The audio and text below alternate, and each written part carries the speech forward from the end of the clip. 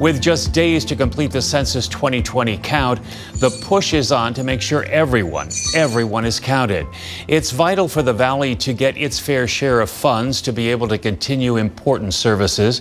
Here this morning is attorney Megan Beeman Jacinto, founder of Beeman Law. Welcome, Megan. This is really very important in order for everybody in the Valley to be counted.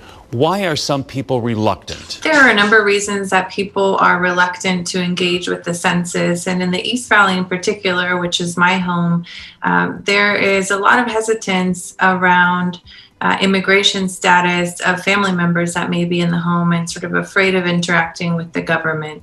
But the census doesn't contain any questions about immigration status, and it also is completely confidential for 72 years. So there's a great amount of safety in completing the census, and it's critical for particularly those types of families to be counted. Our goal and our job really is to get the word out that this is not a part of any other government process. It's simply a very critical tool for collecting information about our communities and then ensuring that our communities are counted and receive the resources and the representation that we deserve. There are probably different levels, I would imagine, that you need to reach in order to get the most that you can from the government. Well, you could put it that way. The fact is that the census is counting populations and also counting types of populations in order to assess how funds will be distributed at the federal level and also sometimes at the state level. And so to the extent that our communities are undercounted, which they often are in the East Valley and in other parts of the Coachella Valley, when we're undercounted, we receive less funding because the conclusion is made that we have less people here than we really do. And that impacts our infrastructure. It impacts all kinds of government systems around our valley.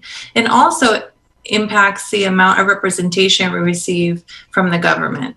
The deadline has been moved up to September 30th. That's right. The shortened deadline is creating more pressure for advocates and for census takers who are very concerned in getting accurate numbers to get the word out and to literally get out and knock doors to check that as many people as possible are filling out these forms. You are really an advocate for this. What is the community doing in order to reach out to make people feel assured that the information that they give is not going to have any ill effect on them? Well, census employees themselves are knocking door to door for houses that haven't yet been counted. They're also creating events such as caravans, which are the new way of conducting outreach in our socially distanced time in the pandemic. But also nonprofit organizations and other jurisdictions such as cities are conducting similar activities, reaching out to their community bases that they have relationships and contacts with and explaining to them, what is the census? What benefit does it bring to our community? What's the risk of not being counted? And also, what are the many layers of safety that exist so that there's not only the trust, but also sort of the feeling that we need to participate. And we have seen some good results with that, but we know that historically in the East Valley and other hard to count communities, the community has been undercounted, and we've seen that undercounting play out in the lack of resources to our communities. So we're really making that push now to ensure that everyone is counted before the deadline. All right, Megan, thank you so much for your time today, and the push is on. We appreciate your help. Thank you. And keep it right here. We'll be right back.